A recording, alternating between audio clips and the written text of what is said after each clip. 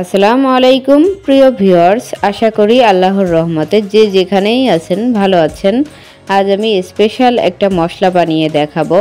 এই মশলা দিয়ে গরু বা খাসির মাংস রান্না করলে টেস্টটা খুবই ভালো আসে। আশা করি বাসায় ট্রাই করবেন। মশলাগুলো স্ক্রিনে দেখিয়ে দিচ্ছি। আজ আমি 2 কেজি গরুর মাংসের মশলা বানিয়ে দেখাচ্ছি। আপনারা পরিমাণে বাড়িয়ে নিয়ে বেশি করে মশলা বানিয়ে রাখতে পারেন। বেশি করে মশলা বানিয়ে দীর্ঘদিন সংরক্ষণ করতে চাইলে অবশ্যই ভালো করে মশলাগুলোকে রোদ্রে শুকিয়ে নেবেন, তারপর গ্রাইন্ড করবেন। অনেক দিন ভালো থাকবে। প্রথমে আমি গোলমরিচ ও শাহি গোলমরিচের মধ্যে পার্থক্যটা আপনাদেরকে দেখিয়ে দিব। গোলমরিচটা গোল থাকে আর শাহি গোলমরিচটা একটু ডাঁটাটা এরকম লম্বা থাকে। কাছ থেকে দেখিয়ে দিচ্ছি, দেখুন বুঝতে পারছেন। এখানে 1 টেবিল চামচ গোলমরিচ নিয়েছি আর নিয়েছি কালো এলাচ একটা। কালো এলাচটাকেও কাছ থেকে দেখিয়ে দিচ্ছি। দেখুন আমি 2 কেজি গরুর মাংসের মশলা বানাবো, এজন্য একটা কালো এলাচ নিয়েছি। আর নিয়েছি একটা জয়ত্রী দিবেন, তাহলে মাংসের সুন্দর একটা ফ্লেভার আসবে।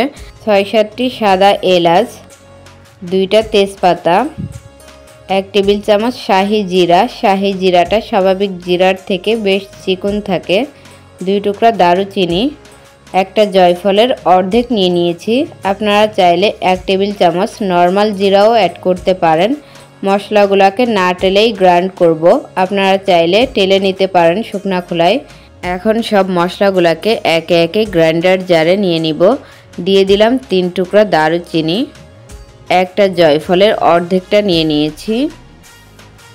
আর দিয়ে দিব 6-7টি সাদা এলাচ, সেই সাথে অ্যাড করব একটা কালো এলাচ, একটা জয়ত্রী দিয়ে দিব সুন্দর একটা ফ্লেভারের জন্য। 2টা তেজপাতা নিয়েছি, 1 টেবিল চামচ শাহি গোলমরিচ দিয়ে দিলাম। সেই সাথে অ্যাড করে দিব 1 টেবিল চামচ শাহি জিরা দিলে মাংসে সুন্দর একটা ফ্লেভার আসে।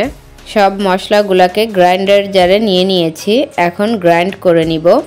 ফিরে আসছি গ্রাইন্ড করে নেওয়ার পর। দেখুন মশলাগুলোকে গ্রাইন্ড করে নিয়েছি। এতটুকু পরিমাণে মশলা হয়েছে। এই মশলা দিয়ে মাংস রান্না করলে টেস্টটা খুবই ভালো আসে। আপনারা বাসায় ট্রাই করে দেখতে পারেন। আপনাদের সুবিধার্থে 2 কেজি মাংসের মশলা করে দেখিয়েছি। রেসিপিটা কেমন হয়েছে অবশ্যই কমেন্টে জানাবেন। ভালো লাগলে আমাদের চ্যানেলটাকে সাবস্ক্রাইব করে রাখবেন। ভিডিও দেখার জন্য অসংখ্য ধন্যবাদ। আপনারা সবাই ভালো থাকবেন, আমাদের জন্য একটুখানি দোয়া করবেন। চ্যানেলটাকে সাবস্ক্রাইব করার অনুরোধ জানিয়ে আজ আমি এখানেই বিদায় নিচ্ছি। আল্লাহ হাফেজ।